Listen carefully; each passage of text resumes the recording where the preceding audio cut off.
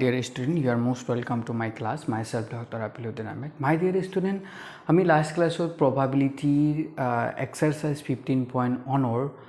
কিছুমান question solve কৰিছিলোঁ. So আজিও আমি exerciseৰ আৰু কিছুমান important question solve কৰিবলৈ চেষ্টা কৰিম.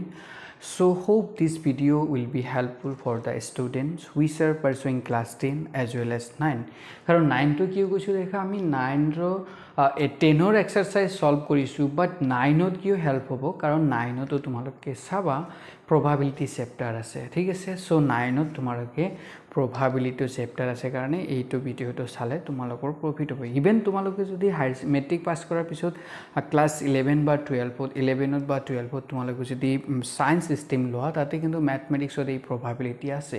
সো probability chapter টো তোমালোকৰ কাৰণে বহুতই গুৰুত্বপূৰ্ণ এটা এই চেপ্টাৰ হয় ঠিক আছে সো তোমালোকে ভালকে ভিডিওটো চাবা আৰু লগতে তোমাৰ ফ্ৰেন্ডছ বিলাককো শেয়াৰ কৰি দিবা যাতে হিহঁতো ভিডিওটো চাইখিনি ভালকে পঢ়িব পাৰে ঠিক আছে সো আজিৰ আমাৰ কোৱেশ্চনটো হ'ল 16 সো আজি এই কোৱেশ্চনটো আমাক কি কৈছে দেখা আজি আমাৰ কোৱেশ্চনটোত কৈছে যে 12টা বেয়া কলম দুৰ্ভাগ্যবশত 132টা ভাল কলমৰ লগত মিহলি হ'ল মাত্ৰ দুচকুৰে চাই এটা কলম ভাল নে বেয়া কোৱাটো সম্ভৱ নহয় গোটটোৰ পৰা এটা কলম তুমি তুলি লোৱা হ'ল আৰু কলমটো ভাল হোৱাৰ সম্ভাৱনা নিৰ্ণয় কৰা তাৰ মানে আমাৰ এটা কোট আছিল য'ত ভাল আৰু বেয়া দুটা কলমে আছে বেয়া কলম আছে আৰু কি আছে ভাল কলম আছে দুই ধৰণৰ কলম আছে ইয়াতে বেয়া কিমানটা আছে 12টা ভাল কিমান আছে 132 এতিয়া এই গোটেইখিনি কলম একেলগে কি হৈছে মিক্স আপ হৈ গৈছে ঠিক আছে যেতিয়া মিক্স আপ হৈ গৈছে আৰু আমি তেতিয়া কি কৰিব পাৰো দেখা এই কলম বিলাক আমি খালি চকুৰে চাইখিনি ক'ব নোৱাৰিম গম নাপাও যে কোনটো কলম বেয়া আছে নে ভাল আছে এতিয়া তুমি যদি ইয়াৰ পৰা যিকোনো এটা কলম লোৱা তোমালোকে যাদৃচ্ছিকভাৱে তেনেহলে সেই কলমটো ভালো হ'ব পাৰে বেয়াও হ'ব পাৰে ঠিক আছে কাৰণ ইয়াতে বেয়া কলমো আছে ভাল কলম আছে আমাক ওলাব দিছে এটা কলম আমি লও তেনেহলে সেই কলমটো ভাল হোৱাৰ সম্ভাৱনা লাগে আমি যেটো পৰীক্ষা কাৰ্য কৰিছিলো সেই পৰীক্ষা কাৰ্যত টোটাল কিমানটা কলম আছে ঠিক আছে ইয়াতে আছে 132 ৰাইট ইয়াতে 132 ইয়াতে আছে 12 এই গোটেইখিনি কি তোমাৰ এই পৰীক্ষা কাৰ্যৰ টোটাল পেন ৰাইট এতিয়া এই আমি যেতিয়া যাদৃচ্ছিকভাৱে লম তেনেহলে ইয়াৰ পৰা যিকোনো এটা লম দ্যাট মিন্স ইয়াতে মুঠ আউটকামস বা পসিবল ফল কি হ'ব পাৰে যিকোনো এটা কলম হ'ব পাৰে সো মুঠ ফলৰ সংখ্যা বা মুঠ সম্ভাৱ্য ফলৰ সংখ্যা কিমানটা হ'ব এই গোটেইখিনি যোগ কৰিলে আমি যি ভ্যালু পাম সেইটোহে হ'ব ঠিক আছে সো আমি মুঠ সম্ভাৱ্য ফলৰ সংখ্যাখিনি এই দুটা প্লাস কৰিলে আমি পাই যাম ৰাইট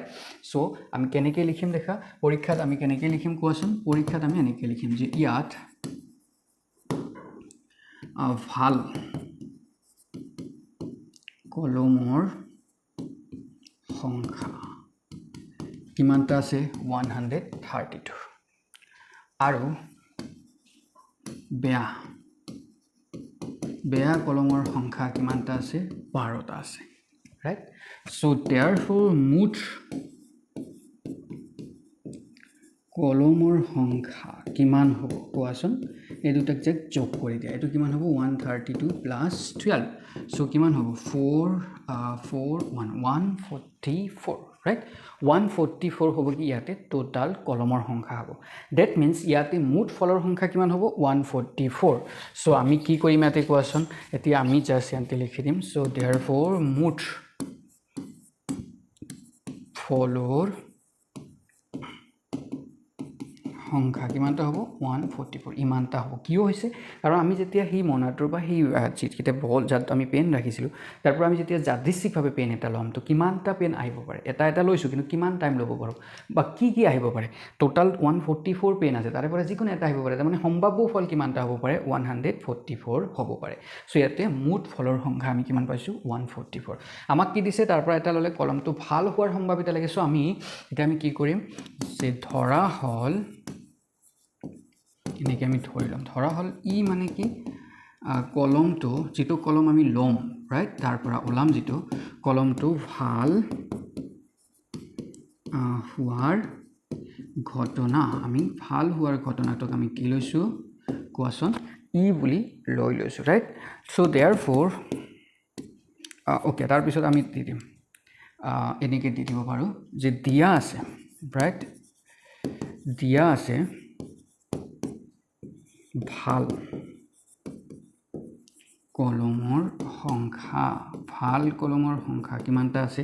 কোৱাচোন 132টা আছে ৰাইট 132টা কি আছে ভাল কলমৰ সংখ্যা আছে চ' দেয়াৰফৰ ইৰ পক্ষে থকা মুঠ ফলৰ সংখ্যা কিমান হ'ব ক'ব পাৰিবানে মুঠ ফলৰ সংখ্যা হ'ব 132 কাৰণ ইমানটা কি আছে ভাল কলম আছে আৰু এই ভাল কলমটোৰে আমি কি কৰিছোঁ ঘটনাটোক আমি ই বুলি ধৰি লৈছোঁ ঠিক আছে চ' দেয়াৰফৰ আমি কি কৰিম ভাল হোৱাৰ ঘটনা সম্ভাৱিতা ৰাইট আমাক সম্ভাৱিতা লাগে নহয় জানো সম্ভাৱিতা কিমান হ'ব কোৱাচোন এইটো হ'ব পি অফ ই আৰু পি অফ ই মানে কি তলত হ'ব তোমাৰ মুঠ ফলৰ সংখ্যা ৰাইট সেম তলত সেম দি দিবা ফলৰ সংখ্যা আৰু ওপৰত কি দিম আমি ওপৰত আমি কি দিম কোৱাচোন ওপৰত আমি দিম ইৰ পক্ষে থকা ফলৰ সংখ্যা বাস কোৱাচোন এতিয়া এইটোৰ কাৰণে ইৰ পক্ষে কিমানটা আছে ইৰ পক্ষে আছে তোমাৰ 132 ইয়াতে 132 নহয় জানো 132 টোটাল কিমান আছে 144 বাস চ' এইটো আমি কেনচেল কৰিব পাৰোঁ 2 দি ডিভাইড কৰি দিব পাৰা তোমালোকে বাট ডিভাইড কৰিলেও যি ভেলু হ'ব বা এনেকৈ ৰাখিব পাৰা এইটো আমাৰ কি হ'ব ভাল হোৱাৰ সম্ভাৱিতা হ'ব ৰাইট যিটো পেন বা যিটো কলমক আমি তাৰ পৰা ল'ম সেই কলমটো ভাল হোৱাৰ সম্ভাৱিতা এতিয়া তোমাক যদি সেম কোৱেশ্চনটোত যদি তোমাক ক'লেহেঁতেন যে ইয়াতে বেয়া হোৱাৰ সম্ভাৱিতা উলিয়াই দিয়া তেনেহ'লে আমি কি কৰিলোহেঁতেন চিমিলাৰলি জাষ্ট ইয়াতে আমি যেনেকৈ ই লৈছোঁ নহয়